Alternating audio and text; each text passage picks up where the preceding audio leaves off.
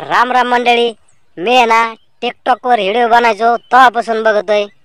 शेतकरी राजा, शेतकरी रुबाब, शेतकरी पावर, वावर नाही तर पावर नाही, जय जवान जय किसान, नाद करा पण शेतकऱ्याचं कुठं.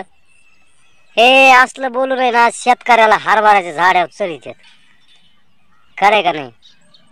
आता इंस्टाग्रामवर एक ट्रेंडिंग मध्ये आलंय, नोकरदाराशी लग्न करून नोकरदारीन होण्यापेक्षा शेतकऱ्याबरोबर लग्न करून मालकीन व्हा ना.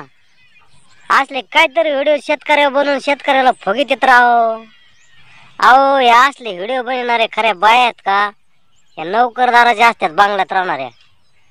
पण खरे शेतकरी नसतात हे. खरे शेतकरी इकडे रानात रातून दिवस काम करून करून आंबून गेले आणि त्यांना काय टाइम आहे व्हिडिओ करायला.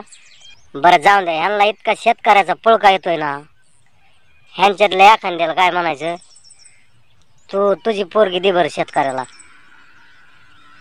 अहो काय नसतंय राव, नुसते तोंडाच्या वाफा जिरते ते, यांच्या नादी लागा जाऊ नका. आणि शेतकरी मित्रांनो तुम्हाला बी सांगतो, तुम्ही जरी जगाचे पोशिंदे असलात तरी तुम्ही बी जरा नीट राहा. तुम्ही काय सोपे नाही तर याचा बाण टोकरेव त्याचा बाण टोकरेव. आपल्या रानातली घाण गाबाळ दुसऱ्याच्या रानात फेकून दे.